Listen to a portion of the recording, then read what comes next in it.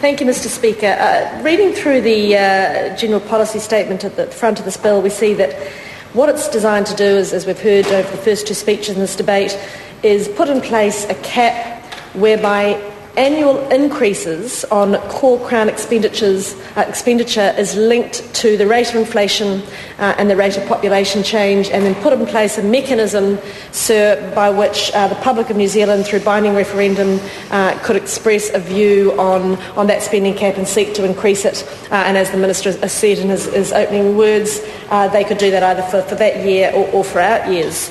And sir, it's an interesting issue, and I think we would all agree, certainly in the current economic climate across the country, that actually managing the government's books and keeping control of government spending is critical.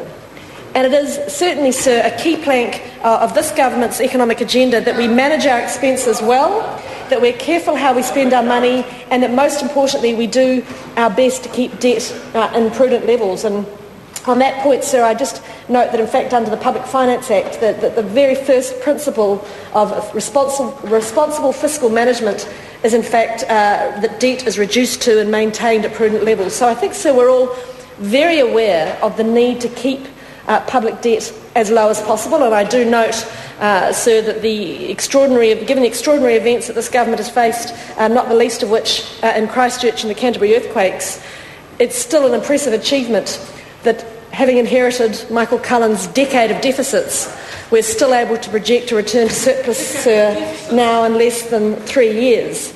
But that, sir, has not been without this government having to make some very strong decisions and express a very clear view that actually, if we're expecting New Zealand to constrain its spending and get beyond the ethos of spending, living well above its means and spending more than, I think, $1.11 for every dollar earned, the government has to also model that behaviour. And we have spent these 3 years, sir, being very clear with the public service that we expect all of government to be very, very careful with what it spends. We're very aware, sir, that government money doesn't belong to us. The government has nothing except what it takes out of the pockets of hard-working New Zealanders. And frankly, we owe it to those people to make sure that every dollar we spend is spent in the best way possible, having a very careful analysis of the opportunity cost of where we spend that money, and understanding that you can only spend it once. So we do, sir, have to ensure that when government spends, it does so in a very careful way, and in fact should support economic growth, but sure, it shouldn't be leading it, it certainly shouldn't be dominating it, as we saw under the last Labour government. So, sir, the issues around controlling and tightly constraining government spending are very live ones, and ones that we do have to pay careful attention to. And what we have in this bill introduced today by Minister Hyde is certainly an interesting approach to addressing that, and looking at the measure of a spending cap to ensure that future profligate governments aren't able to borrow and spend and borrow and spend.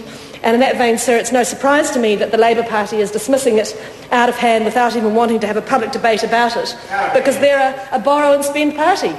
It's the only way they know to govern, sir, is to borrow and spend, borrow and spend.